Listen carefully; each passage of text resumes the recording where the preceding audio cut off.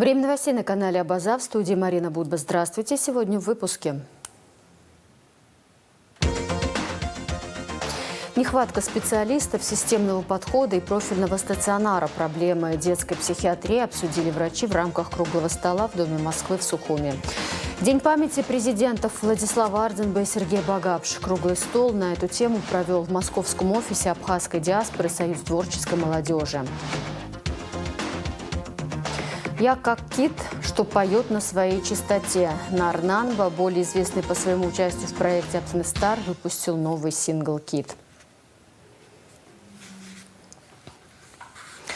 Требования об отставке министра иностранных дел Сергея Шамба озвучил ряд общественных и политических организаций. Требует от президента Республики Абхазии немедленного освобождения Сергея Шамба от исполнения обязанностей министра иностранных дел как лица, не справившегося с задачей защиты суверенитета и прав граждан. В своем заявлении Комитет по защите суверенитета Абхазии в связи с применением персональных санкций Российской Федерации против граждан Республики Абхазии. В заявлении также говорится: особо вопиющим случаем стало объявление журналистки Нис Фарш по иностранным агентам. У нее нет гражданства Российской Федерации, она является гражданкой только Республики Абхазия. А значит, защищать ее может и обязано только абхазское государство. Однако этого не происходит. Кроме того, Комитет по защите суверенитета Абхазии ожидает назначения нового министра иностранных дел готового. Публично озвучить позицию Республики Абхазия по каждому из случаев санкций против граждан, выступить с дипломатической инициативой перед Российской Федерацией, представить обществу план по отмене персональных санкций.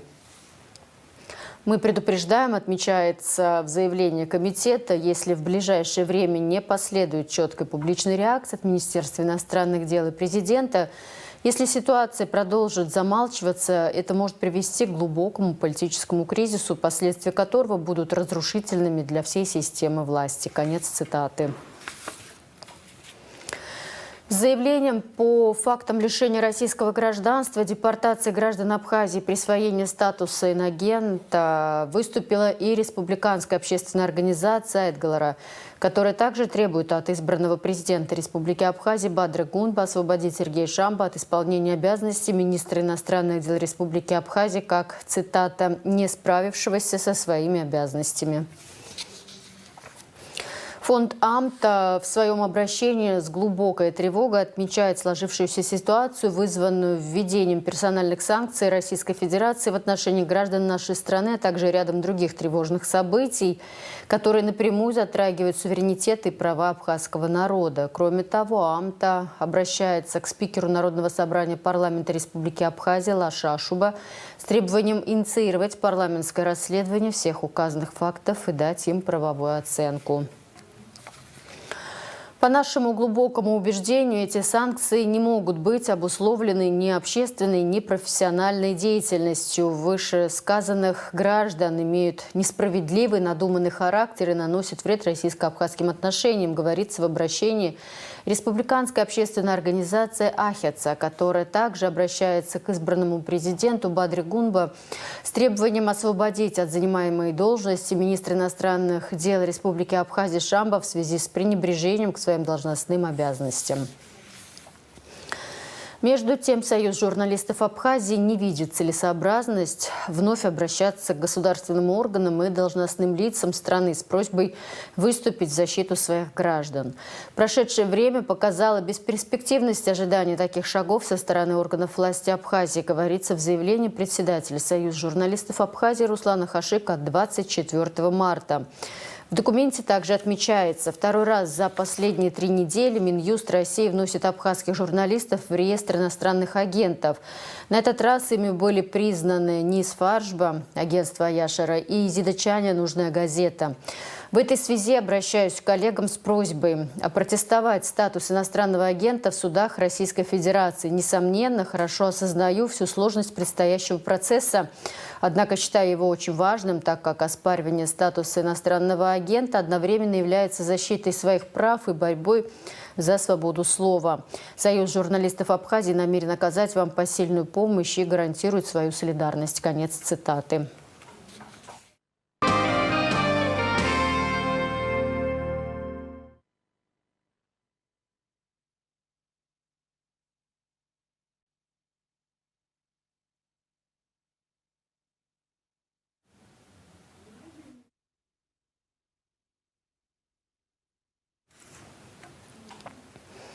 О здравоохранении российские медики в рамках диспансеризации начали профилактический осмотр детей дошкольного возраста. Во время весенних школьных каникул диспансеризация будет проходить в детских садах во всех районах Абхазии, сообщает пресс-служба Минздрава. Исполняющий обязанности министра здравоохранения Эдуард Будба посетил детские сады Алашара и Улыбка в Сухуме. Директора детских садов поблагодарили главу Минздрава и российских коллег за диспансеризацию детей. Будба отметил высокий уровень организации медосмотров. Нехватка специалистов, системного подхода и профильного стационара. Проблемы детской психиатрии обсудили врачи в рамках круглого стола, организованного фондом Ашана при поддержке Дома Москвы в Сухуме. Круглый стол, посвященный проблемам детской психиатрии в Абхазии, организовал культурно-благотворительный фонд Ашана при поддержке Дома Москвы в Сухуме. В рамках проекта «Здоровое поколение» фонд Ашана в течение последних 2 лет приглашает из России детского психиатра Ольгу Мельникову. И за время совместной работы был выявлен ряд проблем, о которых важно говорить. Общеизвестен тот факт, что у нас в обществе существует определенная стигматизация в отношении детей с психическими расстройствами и нарушениями. Многие родители, когда им родственники, друзья или же специалисты говорят показать ребенка к психиатру, это воспринимается не очень, скажем, корректно, иногда не воспринимается вообще. На сегодняшний день в Абхазии нет психоневрологического отделения в Республиканской детской больнице, нет отделения детской отделения детской психиатрии в Республиканской психиатрической больнице. Острая нехватка специалистов, детских психиатров, клинических психологов. И от этого дети, которые нуждаются в такого рода помощи, дети с различными расстройствами психическими, недополучают необходимую помощь. Полную версию репортажа о круглом столе в Доме Москвы смотрите после выпуска новостей.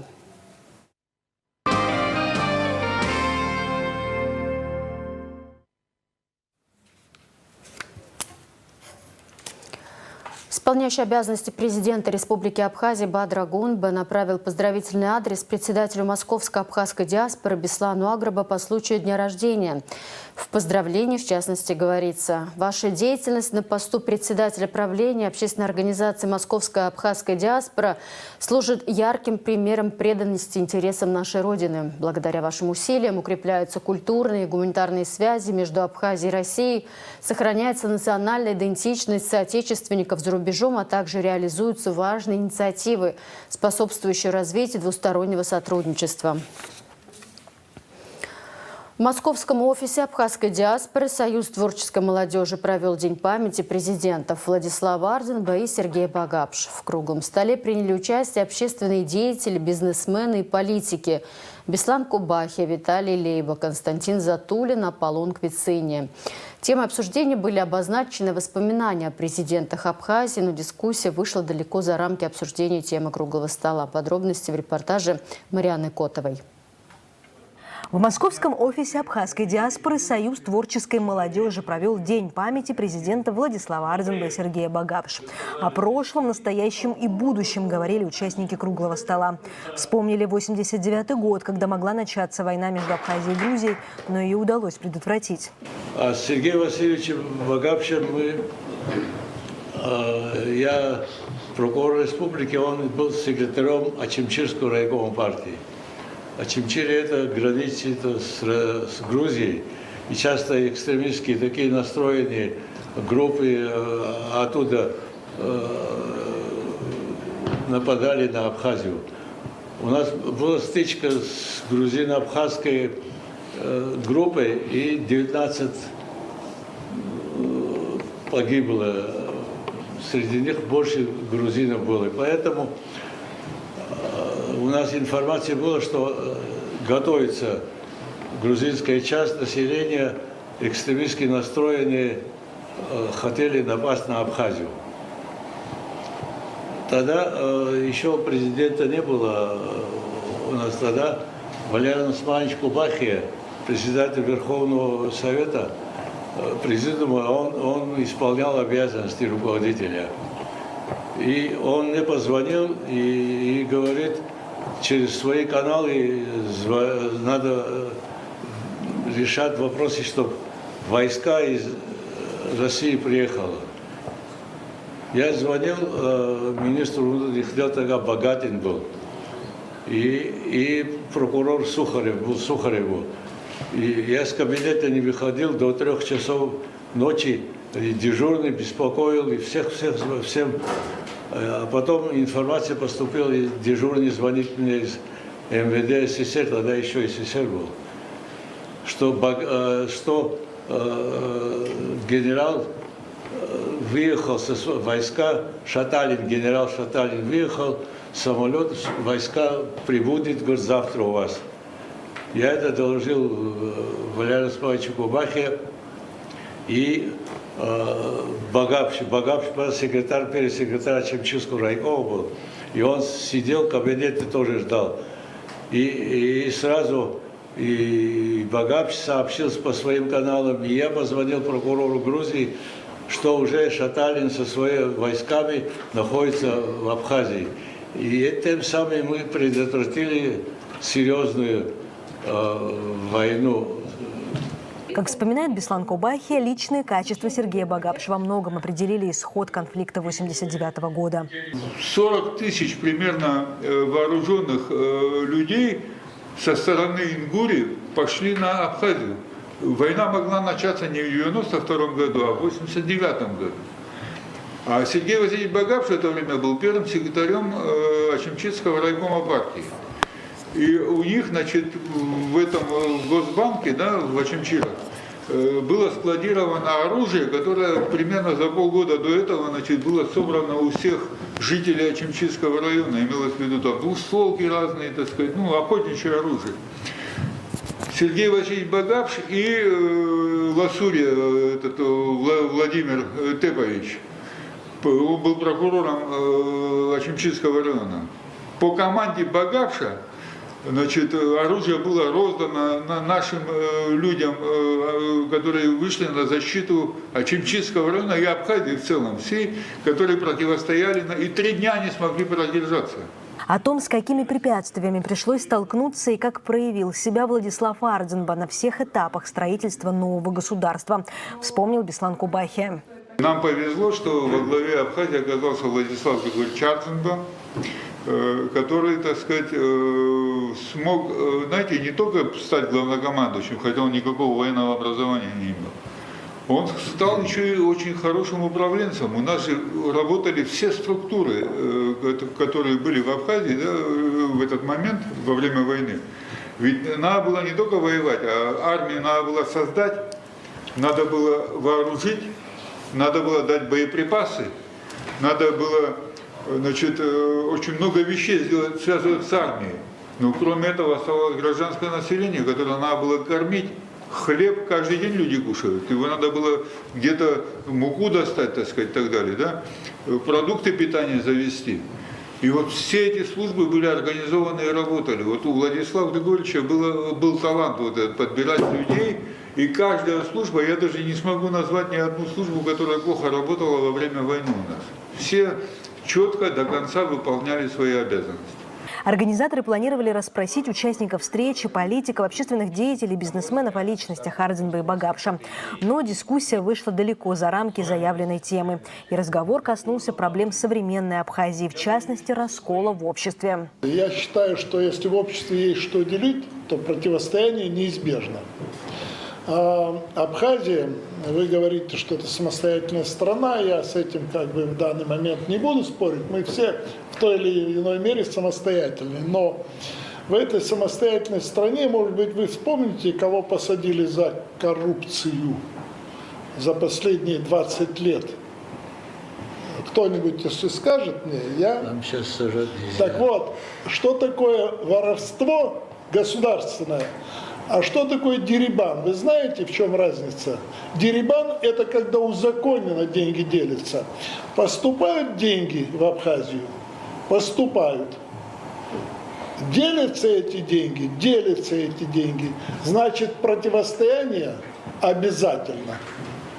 В любом обществе всегда складываются две полярные группы. Другое дело, ради чего они между собой вступают в противоречие. Это бывает идейное или это бывает, так скажем, меркантильно-экономическое. По словам главы московской абхазской диаспоры Беслана Агрбы, единство народа должно быть вокруг закона и основных положений, на которых строится государство. Все остальное может и должно обсуждаться. Я считаю, что единства в принципе не может быть, и в этом ничего страшного нет, я считаю. Но если разница на основании, какие-то единые ценности должны быть у народа, единые положения. Что такое народ Абхазии? Это национальное государство Абхазии, национальное государство или это многонациональное? Вот надо четко и ясно понять это. Что такое вообще, есть какие-то особые права у абхазов в абхазском государстве? И так далее, понимаете, это светское государство, это много основных положений, которые должны быть определены для народа, и вся остальная борьба должна идти в рамках идеологии, в рамках того, что одна партия считает, что устройство должно быть более социал-демократическое, другая более свободное и так далее. Вот в рамках этих идей должны быть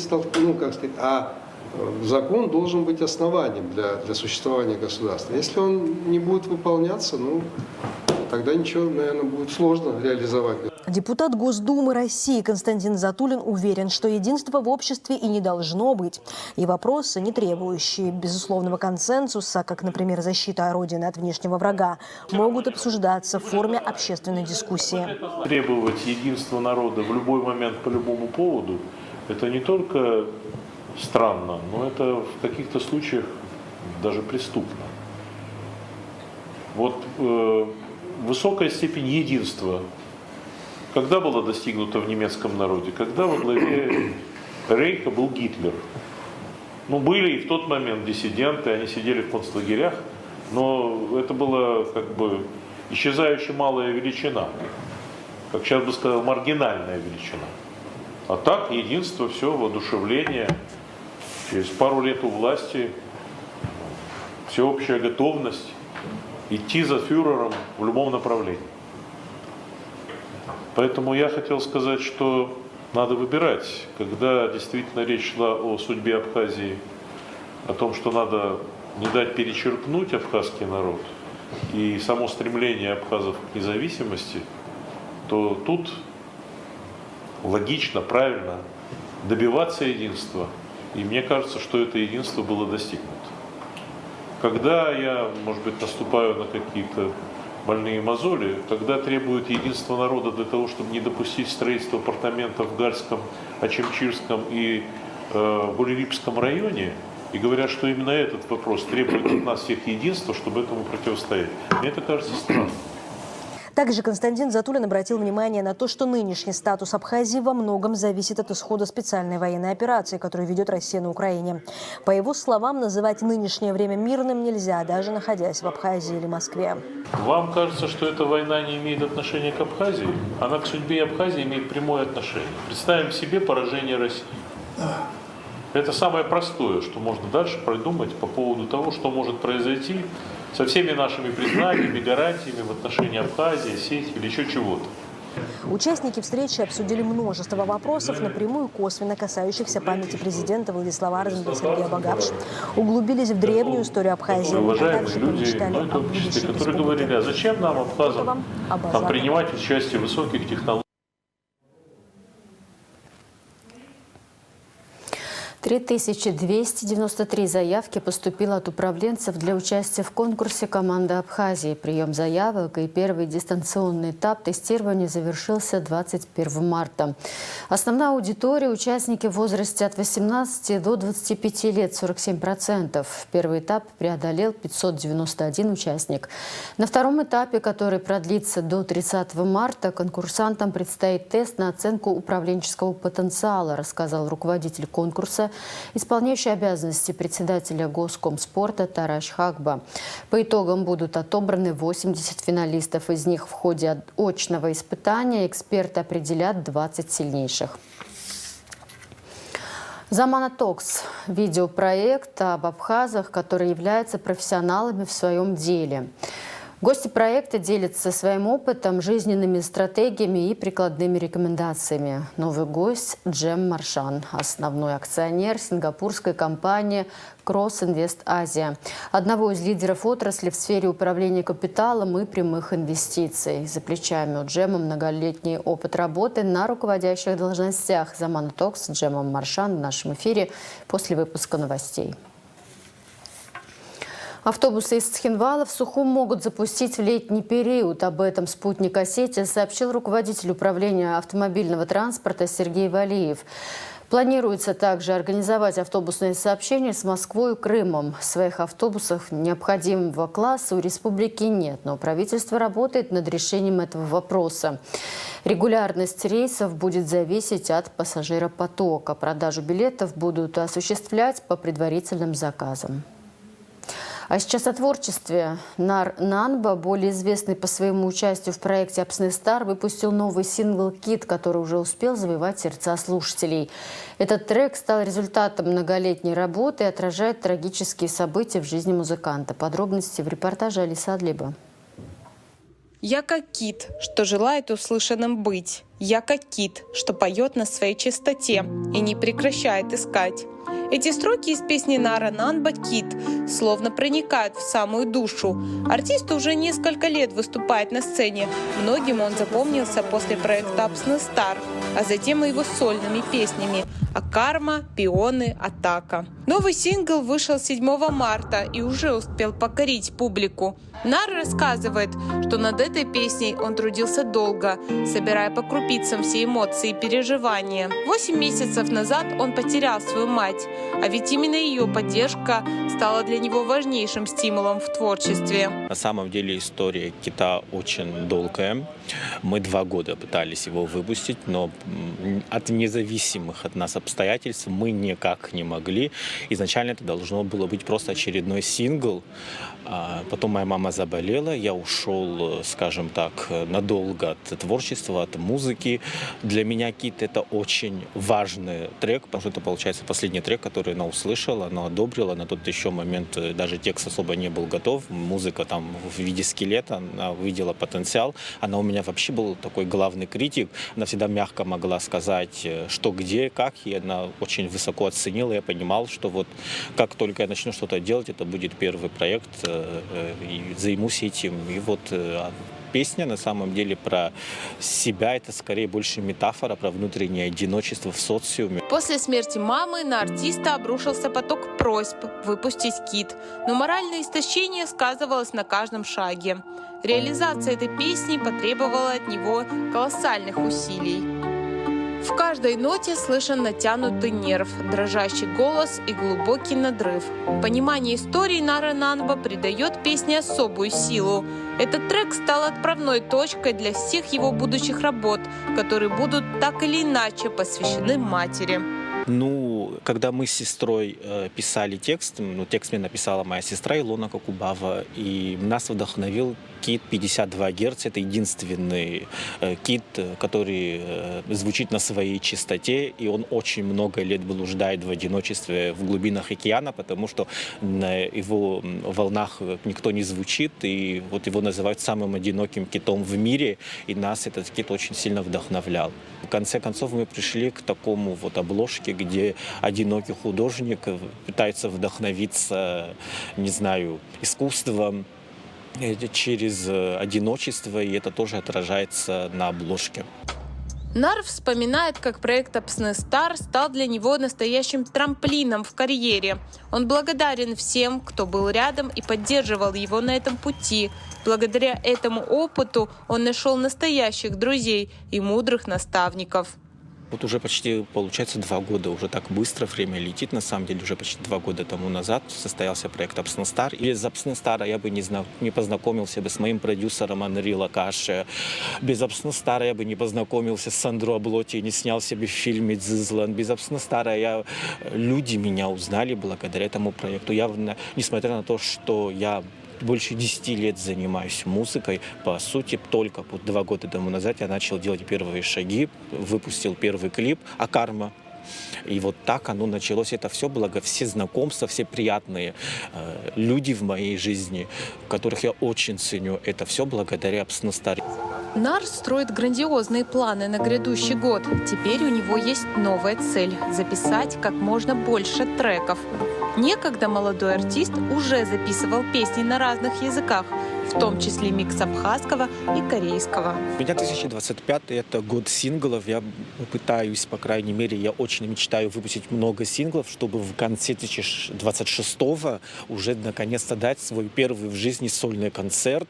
Для меня это будет бесплатный концерт, но обязательно по приглашению, потому что лучше придет 20 человек, но действительно моих людей, которые действительно хотят, чем масса, которые не понимают, кто ты, что ты и зачем ты. Что касается альбома, да, правда, я не знаю, когда и что туда войдет. Возможно, будет вообще новый репертуар, и из старых синглов ничего не войдет. Но, естественно, в планах есть альбом. Несмотря на трудные времена, Нар не останавливается на достигнутом. Он продолжает создавать новые песни, работать над коллаборациями и даже сниматься в кино.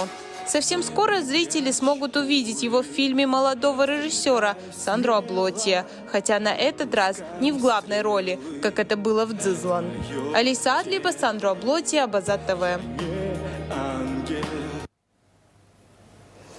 Афиша культурных событий Абхазии. Абхазская госфилармония, 28 марта, гала-концерт 24-го республиканского конкурса исполнителей эстрадной песни «Молодые голоса».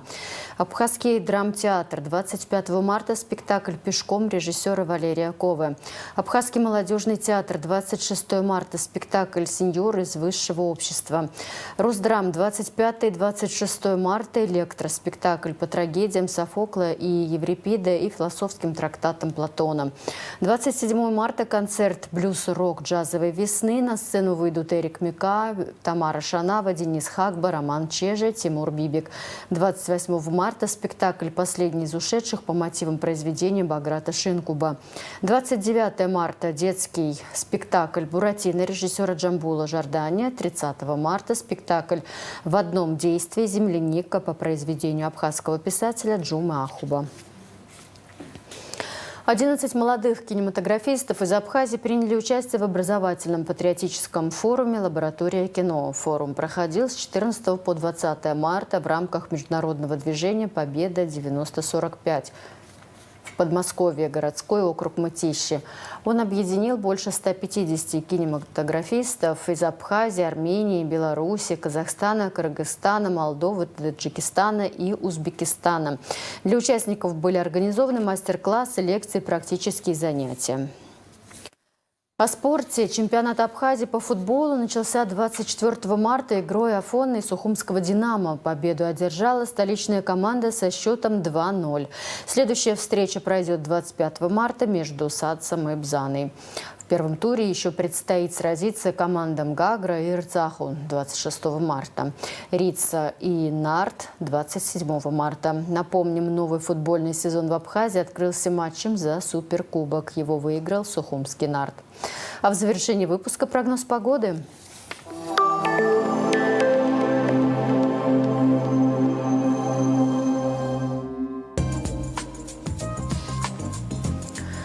Во вторник, 25 марта, в Абхазии ожидается переменная облачность без осадков. Ночью и утром местами возможен туман. Атмосферное давление высокое, ветер слабо умеренный, температура воздуха ночью 4,9, днем 13-18. Температура морской воды плюс 11, волнение морской воды слабо умеренное, относительная влажность воздуха 60-90%.